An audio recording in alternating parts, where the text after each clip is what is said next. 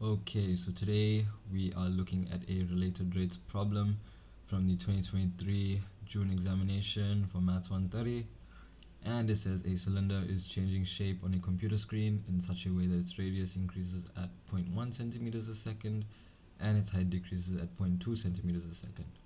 How fast is the volume of the cylinder changing when the height is at 10 and the radius is at 4? So the first thing we want to do is make an expression or an equation for whatever they're talking about, and in this case they're talking about the volume of a cylinder. So we know that the volume of a cylinder is just pi r squared h, but we want to know how fast it's changing. So we're going to say, okay, I'm going to make this a function of time. So I'm going to say v of t, where t is time, is going to be equal to pi r squared h. So the next thing we want to notice is that they say the radius is increasing at 0.1 centimeters a second and the height decreases at 0.2. So what does this mean? Well, we can think about those as derivatives. So basically the radius, so you can see dr, which is the derivative of the radius, with respect to time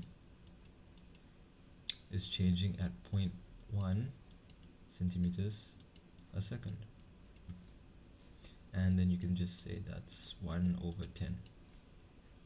0.1, same thing as 1 over 10. Now the next thing they say is the height decreases at 0.2. So we can say, okay, well, the height dh with respect to time is decreasing, so minus 0.2 centimeters a second, and that's just minus 2 over 10. Okay, great. Now the next thing we want to do is, well, take the derivative of both sides with respect to time of our expression or equation. So we're going to say, well, d over dt of my function, and that's going to be equal to d over dt of pi r squared h.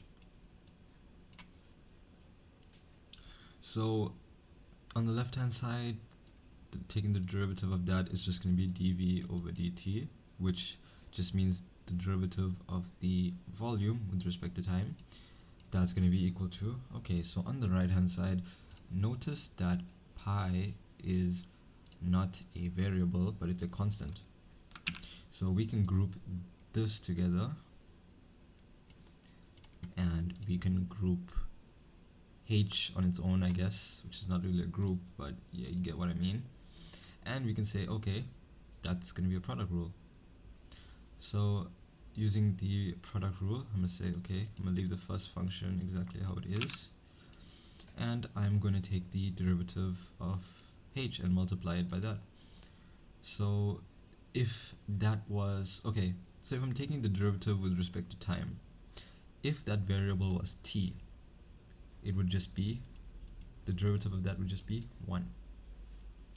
So we're gonna act like that's t, and we're gonna say, okay, that's 1, but that's not t, that's h. So we're gonna say, okay, multiplied by dh over dt. And with practice, you can just easily see that, okay, that's just going to be dh over dt, so we don't really need to put this 1, and you can just say that's, okay, that's just dh over dt, which just means the derivative of the height with respect to time. That's all it means. So product rules, we can say add. So because we left the first function alone, we're going to derive the first function, so that's just going to be 2 pi r. And then same thing we did with the h, we're going to do with the radius. So we're going to say multiplied by dr over dt, which is the derivative of the radius with respect to time. And then we already derived the second function, which is h, so we can just leave it alone, multiply by h. So you can already see why we took the derivative of both sides, because we have a dh over dt, a dr over dt, and what do you know, we have the same thing over here and we have values for them. So I'm gonna tidy this up a bit. Well, this, okay, that's just gonna stay the same. And then this, we could say, I'm gonna put the h here. I'm gonna say pi r dr dt. Okay, we have our values for this, so we can just sub them in at this point. So we can say, okay, pi r squared multiplied by, this is why I made it into a fraction, so it's easier to do multiplication. So that's going to be, okay, no, that is not, that's the radius. It's going to be minus 2 over 10 plus 2 h pi r, and that's going to be 1 over 10. Okay, simplifying this, that's going to go in there, so it's going to be pi r squared, well, 2 pi r squared all over 10, and then this is going to be plus 2 pi, or 2h pi r all over 10. Okay, now we can make this a bit more simple. We can cancel these out. We could say, okay, that's the same thing as pi r squared, or minus all over 5 plus h pi r all over 5. Okay, so we could combine these together. So I'm gonna do that just to make it even more easier.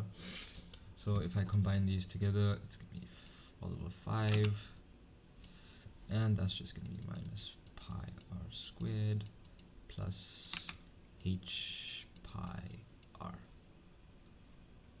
And then we can simplify even further by saying, okay, well, both of my terms on the top have pi r, so we can take out a pi r.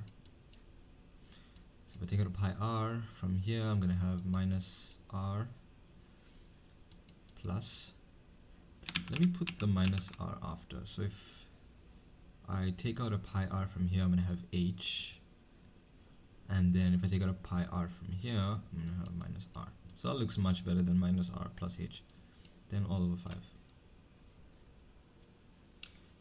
And finally, they want to know how fast the volume of the cylinder is changing when height is 10 and radius is 4. Well, okay, so we have r, we have h, we have r. So they say height is 10, radius is 4. So coming down here, we're going to sub in 4, and then 10 minus 4 all over 5. Simplify more, that's going to be 4 pi into 6 all over 5. And then going in there, that's going to be 24 pi all over 5. And then centimeters a second. And correct me if I'm wrong, but this should be cubed because it's volume.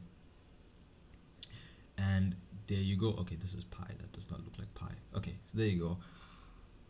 How fast is the volume of the cylinder changing when height is 10 and radius is 4? Well, it's changing at 24 pi all over 5 centimeters cubed a second.